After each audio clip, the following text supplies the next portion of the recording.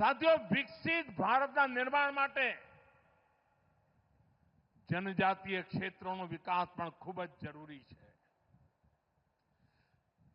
જ્યારે ગુજરાતમાં હું મુખ્યમંત્રી હતો ત્યારે મને જે સેવા કરવાનો અવસર મળ્યો એમાં પણ આ ગુજરાતનો પૂર્વી પટ્ટો મારા આદિવાસી ભાઈઓની વસ્તી એના માટે મેં મારી જાતને સમર્પિત કરી અને ભારત સરકારના કામમાં ગયો ત્યારથી ગયા 11 વર્ષ આદિવાસી સમાજના અભૂતપૂર્વ વિકાસ માટે કામે લાગ્યા છે. ઘણો લાંબો સમય મને ગુજરાતના આદિવાસી ક્ષેત્રોમાં કામ કરવાનો અવસર મળ્યો છે. લગભગ 7 દાયકા પહેલાથી ગુજરાતના આખા આદિવાસી પટ્ટામાં રહ્યો છું, કામ કરતો રહ્યો છું. મારા આદિવાસી ભાઈ બહેનોથી અનેક બાબતો શીખ્યો છું. એક એવો સમય હતો કે ગુજરાતના આદિવાસી વિસ્તારમાં ઉમરગામથી અંબાજી 12મા ધોરણની વિજ્ઞાનની શાળા નહોતી ભાઈઓ, એવા દિવસમાં જોયા છે. અને આજે જુઓ, આજે ઉમરગામથી અંબાજી આખા આપણા આદિવાસી પટ્ટામાં અનેક કોલેજ, આઈટીઆઈ, મેડિકલ કોલેજ, 2 તો ટ્રાયબલ યુનિવર્સિટીઓ આજે આદિવાસી ક્ષેત્રમાં કાર્યરત છે. ગયા 11 વર્ષમાં એકલવ્ય મોડલ સ્કૂલોનું નેટવર્ક ખૂબ મજબૂત કરવામાં આવ્યું છે. અહીંયા દાહોદમાં પણ અનેક એકલવ્ય મોડેલ સ્કૂલ બની છે. સાથીઓ, આજે દેશભરમાં આદિવાસી સમાજ માટે વ્યાપક કામ થઈ રહ્યું છે.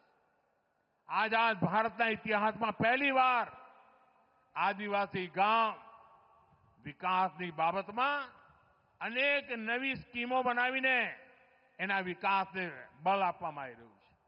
તમે બજેટમાં જોયું હશે, અમે આદિવાસી વિસ્તારોના ગામોના ઉદય માટે ધરતી આબા, બિરસા મુંડાને ધરતી આબા પણ કહે છે, ધરતી આબા જનજાતીય ગ્રામ ઉત્કર્ષ અભિયાન આ અમે શરૂ કર્યું છે. અને એના પર કેન્દ્ર સરકાર લગભગ 80,000 કરોડ રૂપિયા ખર્ચ કરી રહ્યું છે. અને એના અંતર્ગત ગુજરાત સહિત પૂરા દેશમાં 60,000થી વધારે ગામોમાં વિકાસના કામો થઈ રહ્યા છે. વીજળી હોય, પાણી હોય, સડક હોય, શાળા હોય, અસ્પતાલ હોય, જેમ મહત્વની સુવિધાઓ જોઈએ એ આધુનિકમાં આધુનિક હોય એના માટે કામ ચાલી રહ્યું છે. મારા આદિવાસી ભાઈ બહેનો, એમના માટે પાકા ઘર આજે આખા દેશમાં બની રહ્યા છે. સાથીઓ, જેને કોઈ ન પૂછે ને એને મોદી પૂજે છે. આદિવાસીઓમાં પણ અનેક સમાજ એમાં પણ પાછળ રહી ગયા છે. આદિવાસી સમાજ પર પણ છેવાડે રહેલા મેં એમની પણ ચિંતા માથે લીધી છે. અને એમના માટે સરકારે પીએમ જનમન યોજના બનાવી છે. અને આ યોજના અંતર્ગત આદિવાસીઓમાં પણ છેક છેવાડે જે રહી ગયેલા પરિવારો છે એમના માટે ગામડામાં સુવિધાઓ, એમના માટે ઘર, એમના માટે શિક્ષણ, એમના માટે રોજગારના અવસર, એના ઉપર આપણે કામ કરી રહ્યા છીએ. ભાઈઓ બહેનો, આપણે તો ગુજરાતમાં જાણીએ છીએ સિકલ સેલ. હું ગુજરાતમાં તો ત્યારથી સિકલ સેલની વાંહે પડ્યો છું. આજે દેશવ્યાપી કામ કરી રહ્યા છીએ. સિકલ સેલમાંથી મારી આદિવાસી પ્રજા મુક્ત થાય એના માટે મિશન મોડમાં આપણે કામ કરી રહ્યા છીએ.